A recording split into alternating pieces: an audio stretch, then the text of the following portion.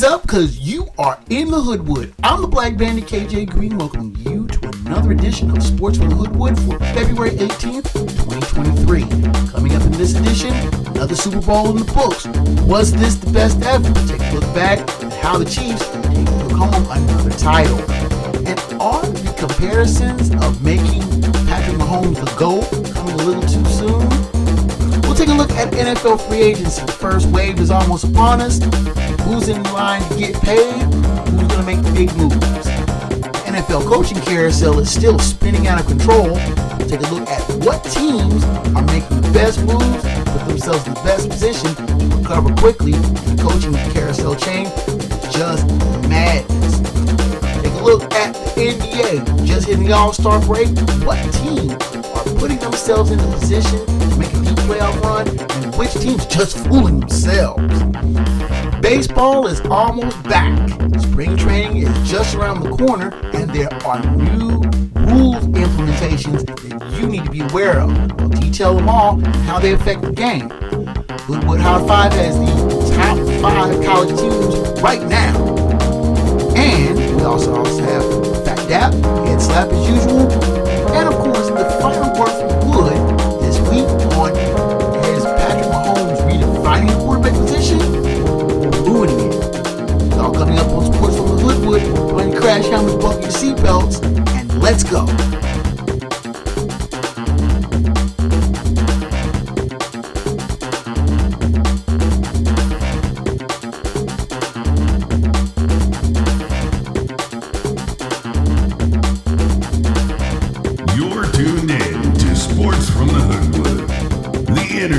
Foremost location for the most honest, unfiltered commentary and insight on the world of sports. Now, once again, here's Hoodwood's hometown hero, KJ Green. Hoodwood, where football's done with, and we're having a little bit of withdrawal in the Hoodwood. Nothing that the XFL is going to be able to fulfill, but we have college basketball. We'll look at that a little bit later. I'm your man, KJ Green, welcoming you back to another edition of Sports with the Hoodwood. And that was that. 2 teams, 1 great game. Back and forth we went. We had everything but an ending. Had controversial calls, great play, just magnificent game between the Chiefs and the Eagles. Chiefs coming out 38-35, winners of Super Bowl 57, winning their second title in 4 years and their third in franchise history, taking down a tough Philadelphia team. But in the end, as I had predicted, that the Chiefs wanted to make this game a shootout. And Philly was putting on the points in the first half, but they only scored 11 in the second after taking a 24-14 halftime lead. You thought when it was 24-14 at the half, you're thinking, I don't know, can the Chiefs rally from 10 down? But if there was any team in the NFL that I would be confident in being able to come back from a double-digit deficit, as the Chiefs did in their previous Super Bowl win, you forgot they were down 20-10 in that Super Bowl against the 49ers. Chiefs were able to get up off the mat, a great second half comeback, putting up 24 points, 4 drives. They scored on every drive they had the ball. Lengthy drives, punishing the Eagles in the second half and wearing them out. Even though the Eagles did outgain the even though the Eagles did outgain the Chiefs in the statistical column, 417 to 340, the Chiefs, like I said, scored on each of their last 4 drives in the second half. Pretty much a perfect second half to rally for the win. Not to say that the Eagles went quietly. Jalen Hurts had a brilliant game, rushing for 3 touchdowns, throwing one of his own, and he kept the Eagles in that game with his arm and his legs. But the redoubtable Patrick Mahomes was on point on the last 4 Chiefs possessions, basically willing the Chiefs over the finish line, going 21 for 27. He threw for under 200 yards. But His throws were precise. He directed the Chiefs' offense flawlessly. Isaiah Pacheco, a sleeper candidate for MVP himself, with a great rushing game, 76 yards and a touchdown. Travis Kelce, former Bearcat, was at his usual impeccable self, catching the Chiefs' early first touchdown on just a gorgeous over-the-shoulder catch. Like I said, this was one of these games that you had pretty much everything. You had great passing. You had a defensive touchdown with the scoop and score by the Chiefs, and Nick Bolton with the score for the Eagles. And then with the Eagles jumping out to a big lead, you thought they may be able to grind their way to a win. But Chiefs taking the second half kickoff and going right down the field on a 10-play, 75-yard drive, getting the game within 3, and you thought the Eagles better score a touchdown and get this back to 10, but they had a massive drive, 17 plays, but they only got 60 yards and got only 3 points, burning 7.5, pretty much almost all the remainder of the third quarter. But they only took a 6-point lead, and you thought, I don't know, you leave the door open for Mahomes and company, they're going to kick the door in. They went right back downfield, answering that drive with, and you thought, once they scored and took the lead, you're thinking, that's a wrap. Especially when they went 3 and out, and Kadarius Toney with a brilliant punt return to set the Chiefs up deep in Eagles territory, and they took an 8-point lead. And it looked like it might have been checkmate. But Jalen Hurts and company drove back down the field in 8 plays, 75 yards to tie the game with a 2-point conversion. Game had seen everything but an ending. And of course, you had to have controversy. You had to have the refs. But I still say that controversial hold, it was a hold. And you wonder when the refs are going to pull one out of their pockets and throw the flag. But in a case like that, holding Juju Smith-Schuster on a crucial third down conversion gave the Chiefs basically what they needed to be able to kick the game-winning field goal and win the 57th Super Bowl. Patrick Mahomes winning his second Super Bowl, another Super Bowl MVP for him, and the Chiefs, of course, next year being installed as favorites to run it back to win another Super Bowl. Andy Reid saying he feels fine and he wants to try to win another Super Bowl. And has Andy Reid more or less carved himself onto the Mount Rushmore of legendary coaches with the Belichicks, the Shulas, you name the great Lombardis? Has Andy Reid taken his place there? He's won over 200 games. He's won in Philly. He won in Kansas City. He kept the Eagles as a constant contender. He's won 2 Super Bowls in Kansas City. And I'm pretty sure he'll never have to buy a hamburger in the Kansas City metro area ever again. He is a legend in his own time and a great coach. Kansas City Chiefs are your Super Bowl champions. Would salute you.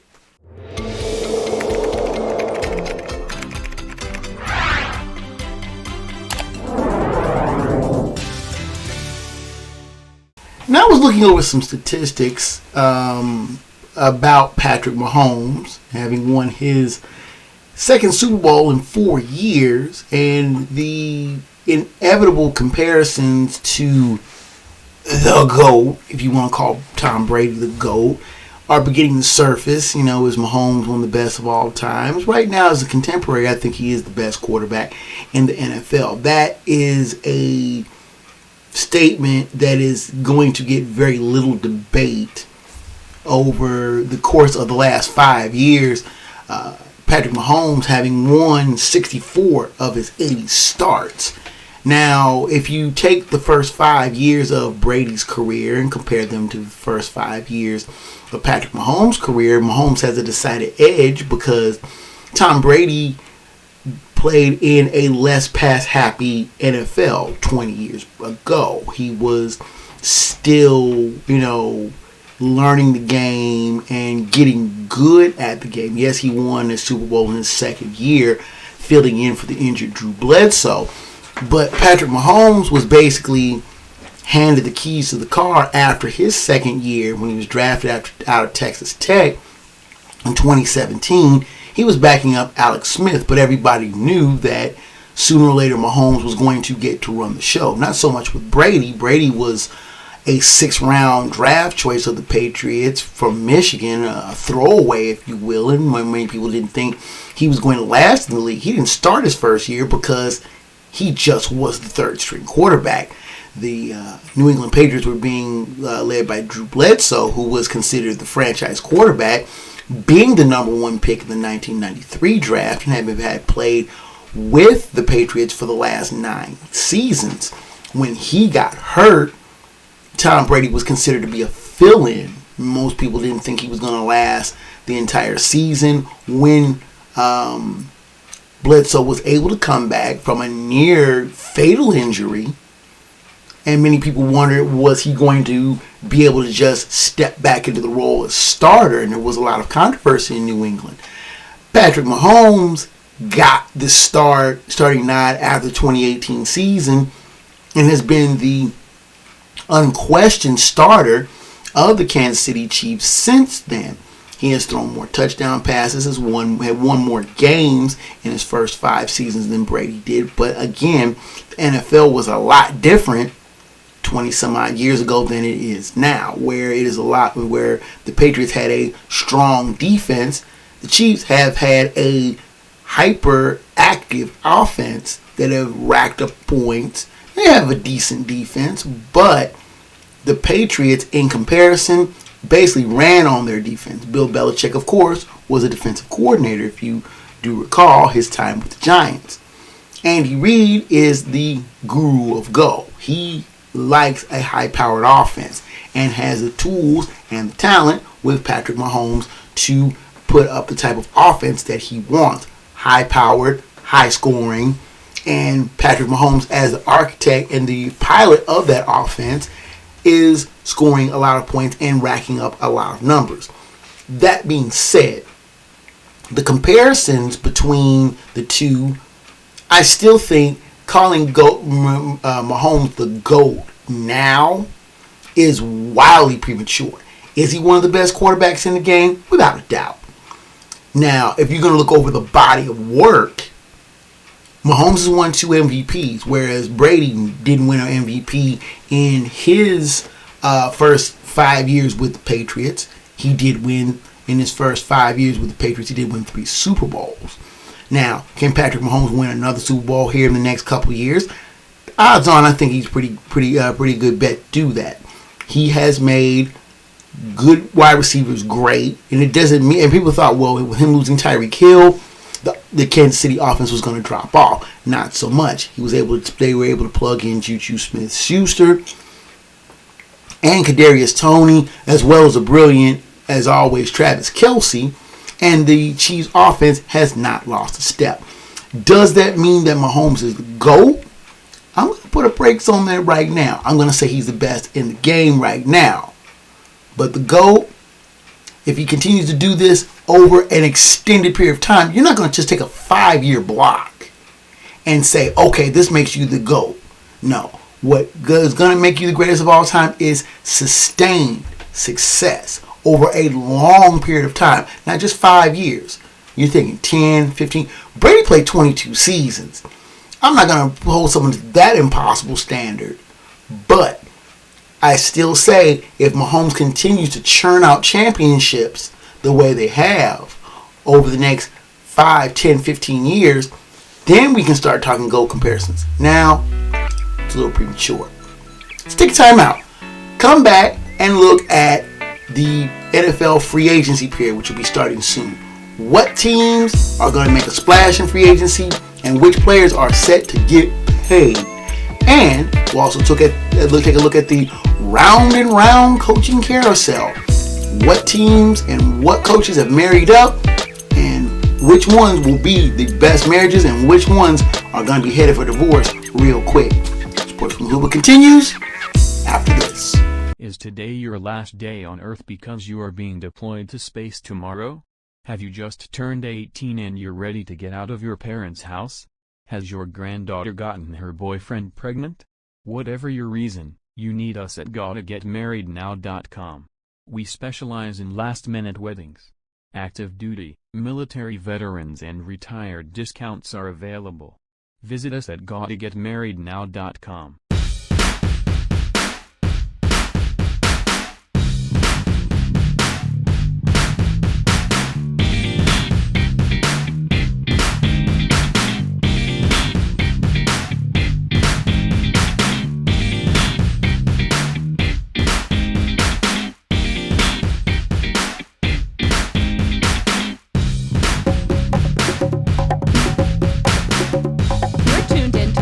From the Hoodwood, the internet's premier destination for no-nonsense commentary, thorough analysis, and logical insight on the world of sports. Now here's the man that Wikipedia and Google call for sports fact checks, your host, KJ Green. Back in the Hoodwood, my name is KJ Green, and let's take a look at NFL free agency, which will start on March 15th, approximately about a month from now. Now, there are players, the movement in the NFL, team player finishes out their contract and is able to move on to another team. Now, there is some restricted free agency, and teams have to, again, work within the constraints of the salary cap. One time, there was no such thing as free agency. If a player played out his contract and wanted to move on to another team, it was up to the commissioner, Pete Rozelle, to determine the compensation the other team would get for losing said player. There was a case in the 70s where Ron Jesse wanted to leave Detroit to play for the Los Angeles Rams, and Pete Rozelle determined that the Rams would have to give up their promising running back Cullen Bryant to the Lions, and this had a chilling effect on player movement until the late 80s, when players successfully sued for free agency, was then known as Plan B free agency. Still, free player movement wasn't really realized until the mid-90s, and then the versions of free agency which have been negotiated in the successive collective bargaining agreements have made the free agency period after the Super Bowl, from the period of the end of the Super Bowl until the actual free agent signings at the beginning of the new league year, which is in the middle of March. It's a weird time because you have players who are speculated to go here, there, everywhere. And there are some lesser known names, but there are some bigger names that are on the free agency market, not including David Carr, who was given his outright release by the Raiders recently. And we're not talking about players like that. You have those players all the time that they've been cut by their teams.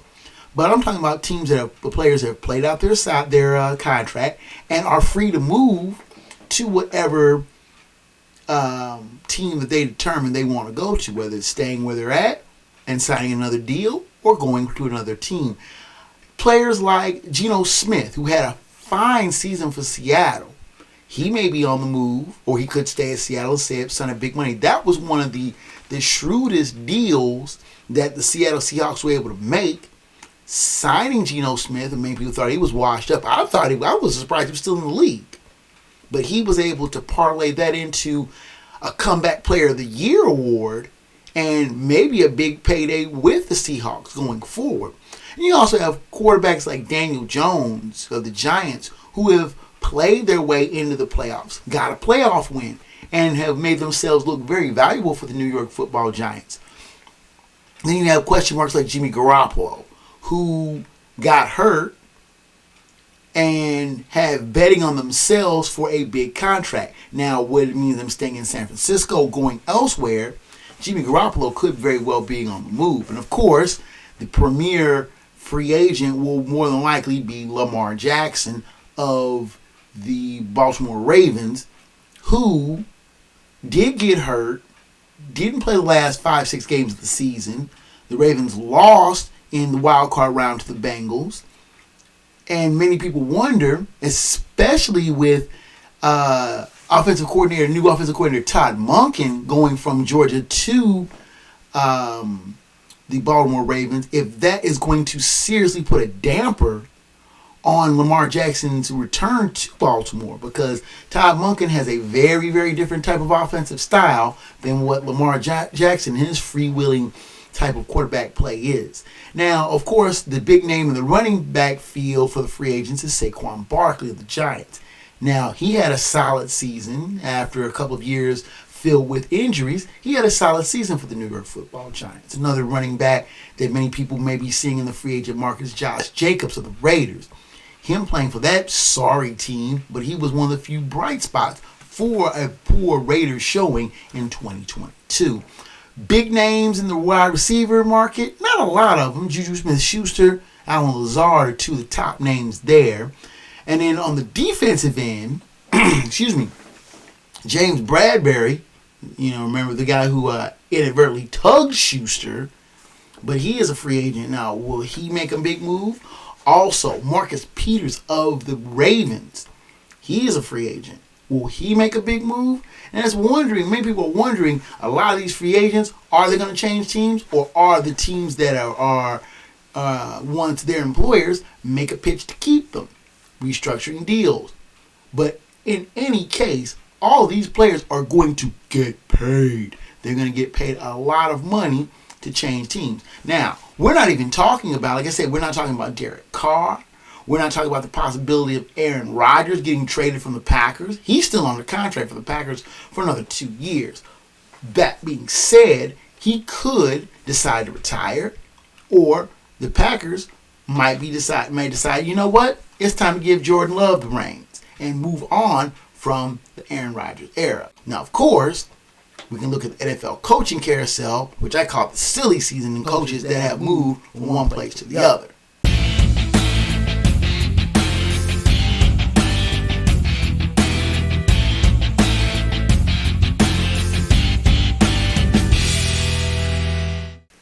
I don't know about you, but I'm dizzy.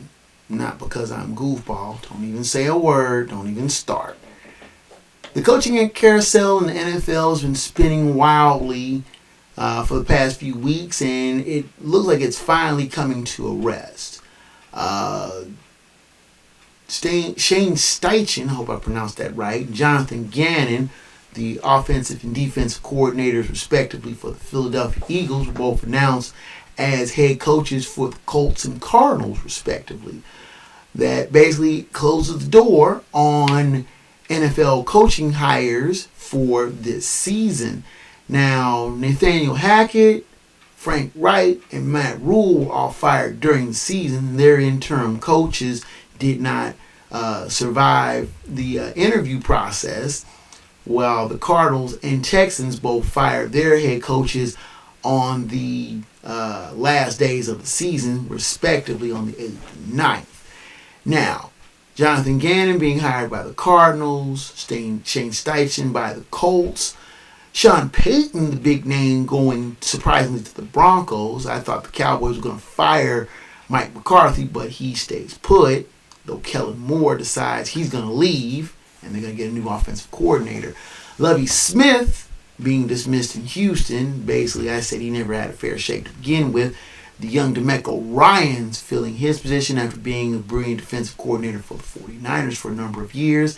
And Frank Wright, who was fired by the Colts in November, lands in Carolina, replacing the deposed Matt Rule, who got fired on October 10th.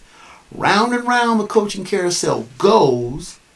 Now, will any of these teams succeed in their new digs? Probably not first right off. I do think that Frank Wright will succeed quicker in Carolina than any of the other new coaches.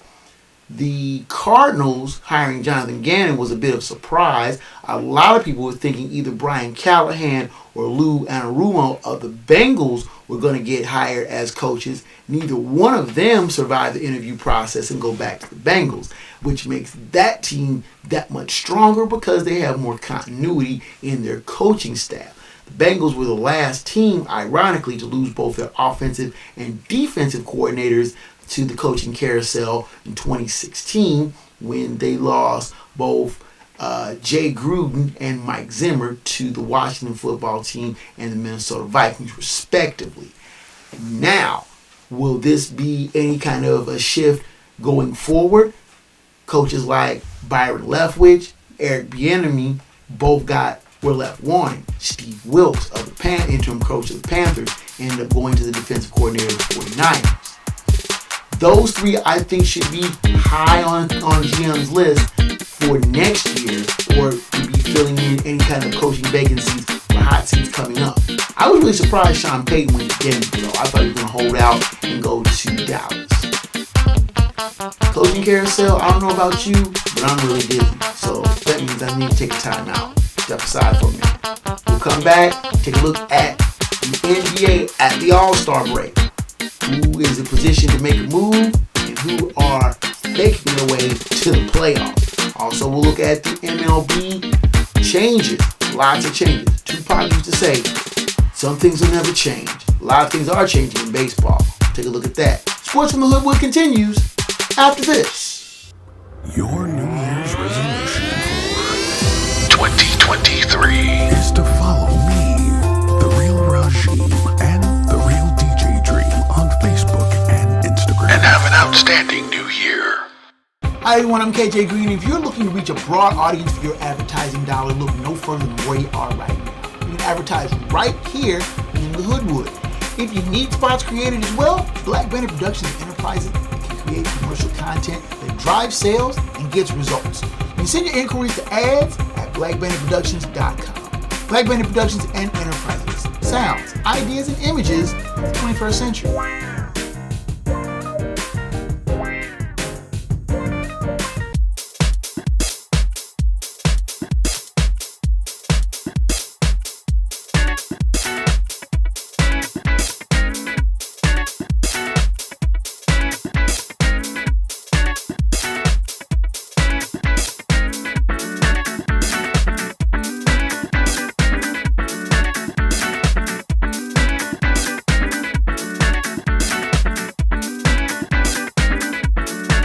You're tuned in to Sports from the Hoodwood, the internet's foremost location for the most honest insight, thorough analysis, and unfiltered opinion on the world of sports.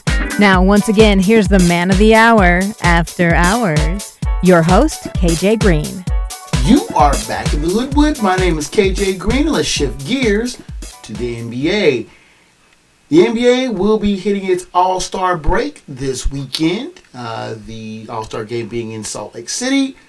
Teams already been drawn up. Team LeBron, Team Giannis. And I really don't care who wins the All-Star game. What I really care about is what teams are hitting the All-Star break at optimum power. Now, I've always said that the All-Star break comes kind of at a weird time. It isn't exactly halfway through the season. It's a little bit past halfway. Most teams have played somewhere in the neighborhood of 55 to 58 games.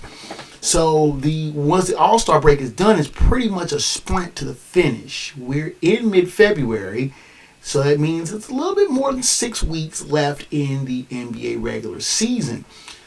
That being said, we are looking at teams who have separated themselves as quality playoff teams. In the East, you have the Celtics and Bucks, who are head and shoulders above the East. I would think only the Sixers and Cavaliers are even close to being really in the conversation with them being top dogs in the East. Now, the balance of power has really shifted to the Western Conference, as there have been with the massive trades with Kyrie Irving going to the Dallas Mavericks, Kevin Durant going to the Phoenix Suns. Those two teams have basically mortgage their future and a hope and to win it now. And I detailed this last week with some of the big trades at the deadline, but you still have Denver way out in front of the West. Nikola Jokic basically playing like MVP again, rinse, repeat, that sort of stuff. But the Nuggets still have yet to make a deep run into the playoffs. This team has only been to the Western Conference Finals 3 times in its history, never being to the finals. Is this the year? There is a tough West to navigate with Ja Morant and the Memphis Grizzlies. A very surprising Sacramento Kings team with firmly entrenched themselves in the top 8. Many people didn't think this team was going to develop the way they are or have so fast. Of course, you have the veteran-laden Phoenix Suns, who were sitting 4th, 9 games out. But with the addition of Kevin Durant, do you think that makes that a team to fear in the West? And of course, you have the usual suspects, the Mavs, the Clippers, the Timberwolves, the Warriors. The Warriors still trying to get over that injury bug. They're just barely above 500. And many people think that this could be a team that could make a dangerous run if they are healthy. It's a big if. They've had the injury bug hit them really hard. Young Timberwolves still trying to navigate themselves around. They're in the playoff spot for now. The Jazz, right now at the 10th spot, are trying to hang on to keep the Trailblazers and Thunder off of their backs. Only 3 games separate the 4 spot, which is the Phoenix Suns, and being below the cut line. Only 3 games.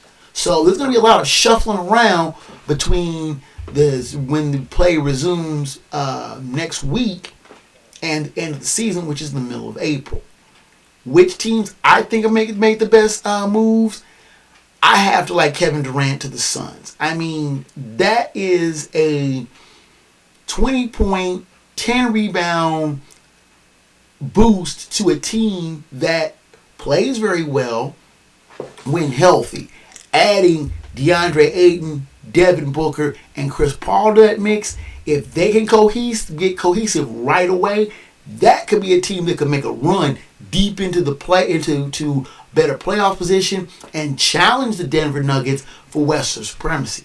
Now back east, of course, you have Giannis and the Bucks, you have Jaylen Brown and the Celtics, and pretty much the chaff below them. I still say whoever comes out of the East between the Bucks and the Celtics, those are the 2 teams I'm looking at as the best teams coming out of the East. So, where does this leave us? Still a lot of questions. It's still February, but the speculation will run rampant and will ramp up as we get closer and closer to the playoffs. It's an exciting time for the NBA. I like watching it.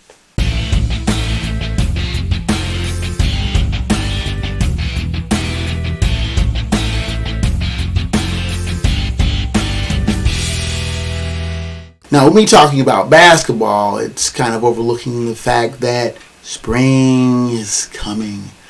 I love the thought of spring. Warmer weather and baseball returning to the forefront. And MLB is implementing a number of rule changes that will make the game look a lot different than the game that you and I grew up with. I mean, baseball has always thought of itself as being a timeless game where there's no clock. There's no time limit on anything. You can't freeze out the clock, stall out. You have to get the man out, 27 up, 27 down. Or in the case of if you're on the road, at least 24 up and down.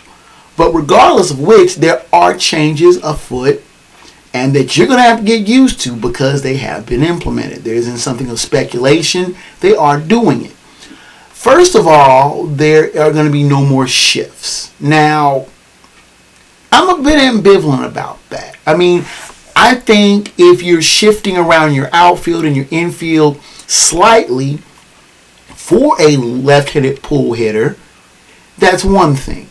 But having, say, all 4 infielders on the left side of the infield and all the outfielders, crammed around, it's inherently stupid because now you're saying, well, we don't think we need extra fielders to keep you from getting hits. we need extra people, so you have to hit it at somebody. I remember back reading about the Williams shift implemented by Lou Boudreau, of the manager of the Cleveland franchise, against the left-handed Boston Red Sox slugger, who moved players around and basically left one man on the right side, or should I say left side of the infield, between second and third base, and basically had the left fielder standing in center field. The Williams shift, as it was known, was designed to keep the left-handed terror from basically tearing up the pea patch, as he could hit to right field. Williams defiantly wouldn't go the other way, even though he was talented enough to do so. He hit into the teeth of the shift and hit pretty well. This pretty much has been expounded, where teams will do the shift on every left-handed batter. Now with the shift, at the time the pitch is thrown, all four infielders are required to be on the infield dirt, 2 on each side of second base. This inherently will make it easier for batters to be able to poke balls in left or right field, as it were. So dead pull hitters won't be at a disadvantage having to hit into the teeth of a defense that has 5 or 6 infielders and outfielders waiting to catch the ball.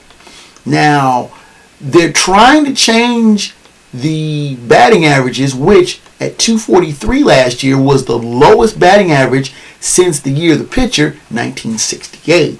And a lack of singles. You don't see a lot of singles. I mean, the 2022's rate of 5.33 singles per team was the third lowest in MLB history. And that may have been done, but may be in part because of the shift. Now, left-handed hitters are screaming, oh joy, because of this, because you see it more happen for left-handed hitters than right-handed hitters. One of the other changes that they're implementing in MLB is the pitch clock.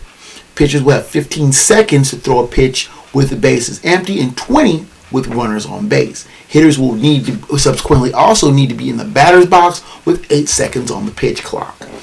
Now, if the pitcher has not started motion to deliver the pitch before the expiration of the clock, he's charged with the ball. If the batter delays entering the box, he's charged with a strike. Now, this is going to take some getting used to. I mean, they've been doing it in the minor leagues the last couple of years. And umpires have always encouraged pitchers to move quicker.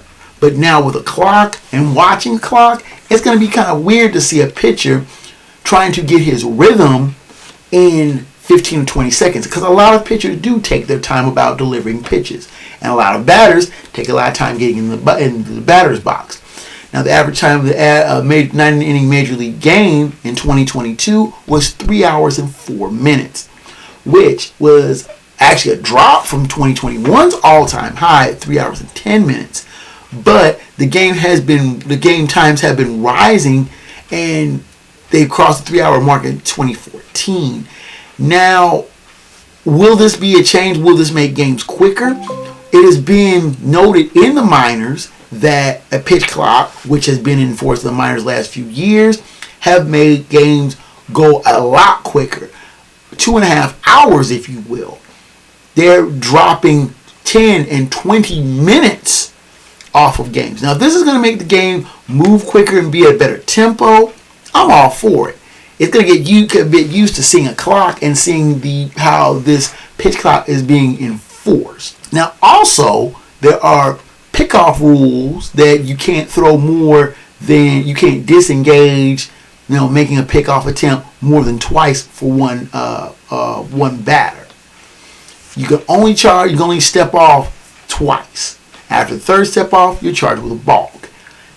It's going to be kind of dicey to see how, because the balk rule has always been something that's been pretty tough to enforce. Now, umpires are supposed to be getting the memorandum that they're going to enforce the balk rule more closely. We're going to see how many times this gets enforced before it starts kind of evening itself out.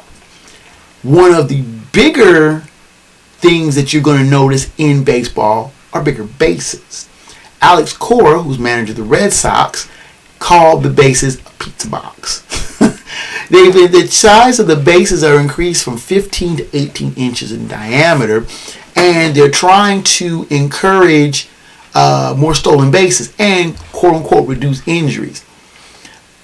I'm kind of another one that I'm kind of ambivalent about. I want to see how this works. I haven't seen the size of the bases yet, and I want to see them in action. I want to see if this encourages more attempted thefts, more stolen bases. It's going to be interesting to see if some of these rule changes make the game better. If it speeds it up, if it makes it look better, if it's a cleaner product, if it makes the game more compact, crisp, moving along. I'm all for it. Baseball's a timeless game, and I understand that. But it needs a little bit of urging along so that a newer generation can be more intrigued. Now, me, I've watched baseball all my life, and I love watching baseball. But there are times where you do need some changes. Change is good in some places, and other places it's not. We'll have to see. Let's take our final timeout and come back with the Hoodwood Hot 5. It's going to be the top 5 college teams in basketball right now. Phat Dap, Head Slap, and the final word from the Wood. Sports from the Hoodwood heads down the home stretch after this. Your New Year's resolution for 2023 is to follow me, The Real Rajim, and The Real DJ Dream on Facebook and Instagram. And have an outstanding new year. Hi everyone, I'm KJ Green. If you're looking to reach a broad audience with your advertising dollar, look no further than advertising right here in the Hoodwood. If you need spots created as well, Black Betty Productions is content, drive sales, and get results. You send your inquiries to ads, Black Betty Productions got it. Black Betty Productions and enterprise. Sound, ideas, and images.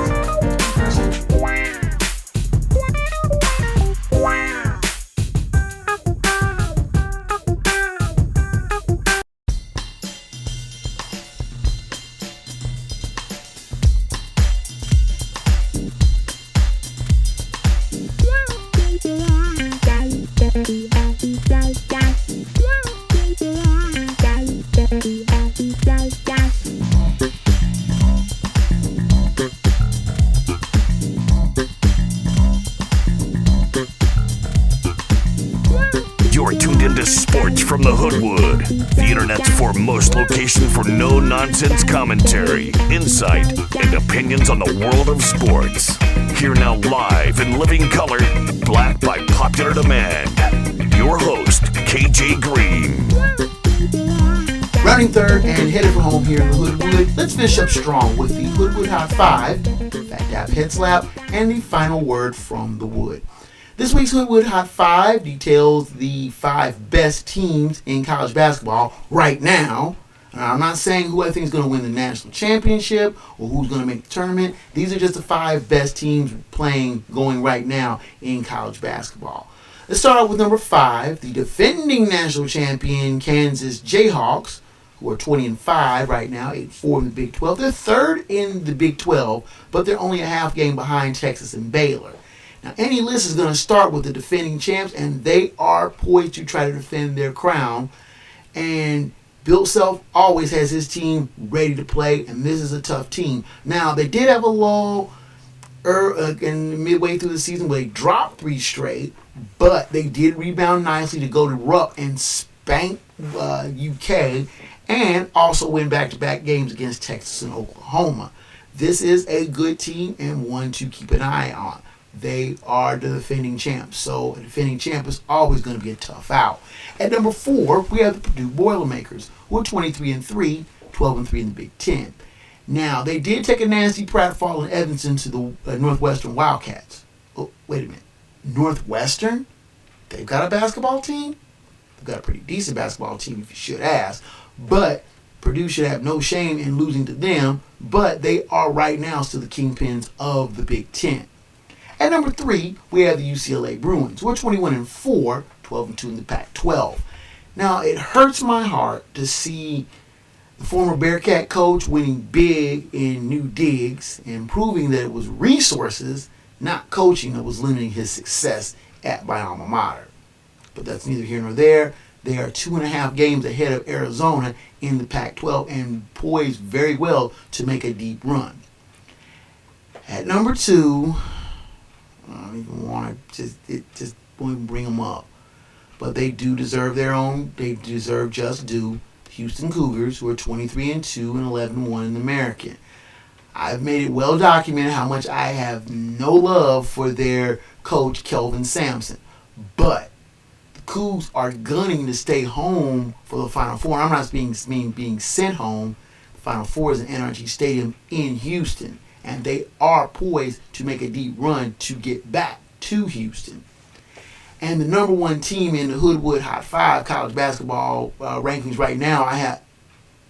Wait a minute, is that right? Is this football? No, this is basketball. The Alabama Crimson Tide. Yes, that's no joke. That's no misprint. The Crimson Tide are 22-3, and get this, unbeaten in the SEC. You know how hard that is? That rugged conference ain't for sissies. And Alabama has been running roughshod of the SEC so far this season. Nate Oates has made the Crimson Tide a hoops SEC powerhouse, rivaling his counterpart in football. I wouldn't say that much, but the Crimson Tide are a damn good team, and they could also make a deep run and get to Houston themselves. That's my high five. What's yours?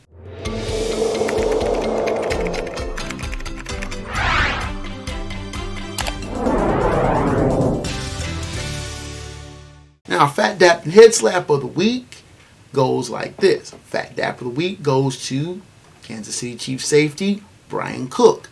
And the only reason I'm giving him Phat Dap for winning the Super Bowl is because he is from my alma mater twice over.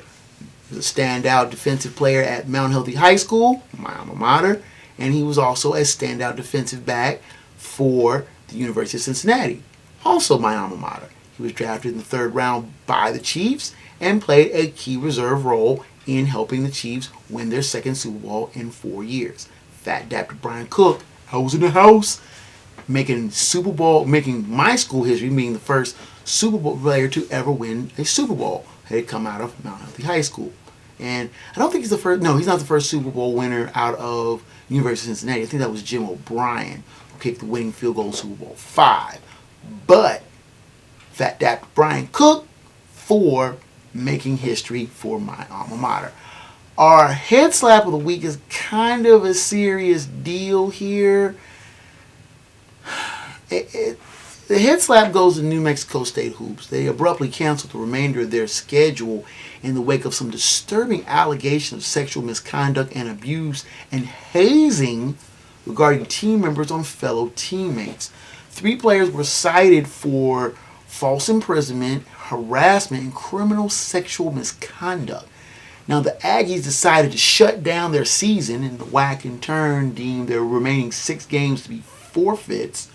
New Mexico State also fired first-year men's basketball coach Greg Hayar in the wake of this scandal. The head slap really goes to New Mexico State for not knowing what's going on in their house and for hazing. What kind of stupidity is that? It just makes no sense. And now, without much further ado, let's go to the final word from the wood.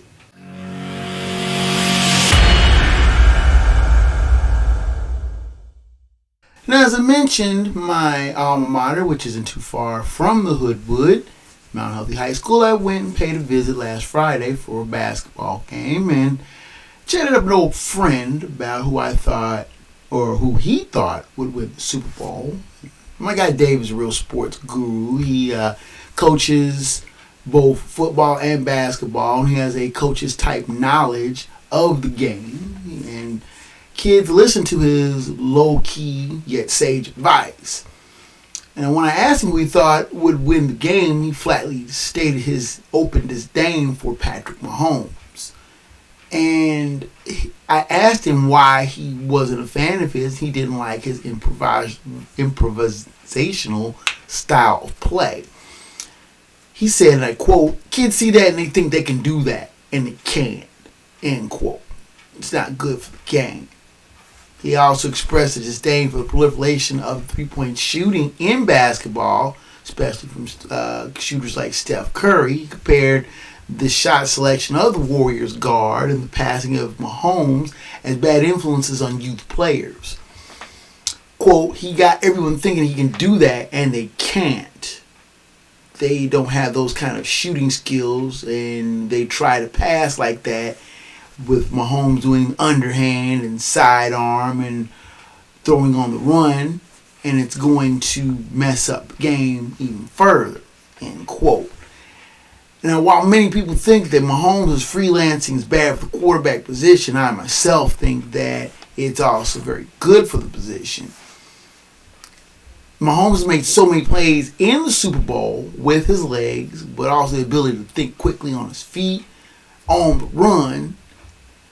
And his counterpart on the Eagles, Jalen Hurts, was no less the improvisational quarterback himself. He rushed for a Super Bowl record 3 touchdowns. And his deft touch gave the Eagles the early lead and tied the game late. Now, the pocket passer is going the way of the dinosaur. You can bank on that. The ability to stand tall in the pocket is still useful, but offensive are not dependent on it as they used to be.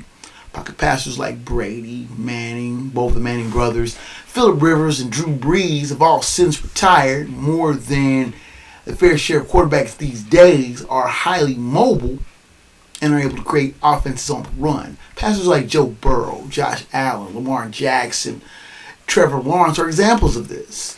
Now, is Patrick Mahomes ruining the quarterback position? Only to the extent that the position is evolving, developing. The days of the statue signal caller standing in the pocket and immobile is rapidly fading. The teams that want to win or need to win are already in full understanding of this fact. My friend may disagree with this assessment, but the mobile quarterback are not running backs who take the snap. Yet there are nuanced players who are developing and have developed a true skill set at the position. And that is the final word from the Wood.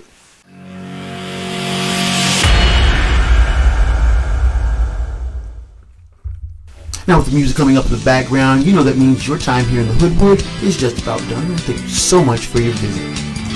The show's email is kjgreen@sportsfromthehoodwood.com. Please send me emails regarding show topics, questions, comments on the show, and both praise and criticism. I welcome your correspondence, and I will try to get back with you as quickly as I can.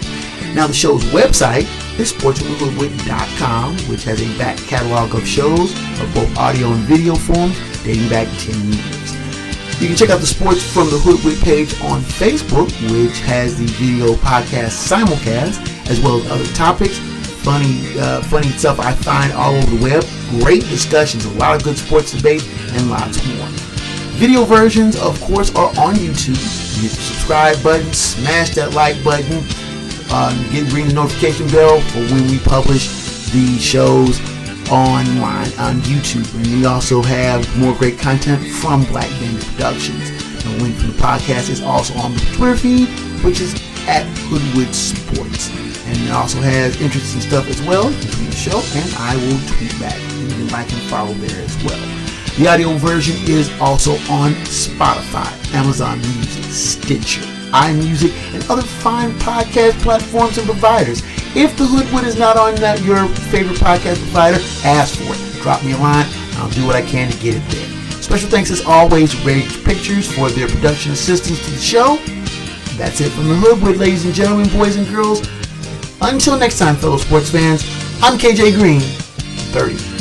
Sports from the Hoodwood Is a Black Bandit Productions and Enterprises presentation. of a 551 Audio and Films production.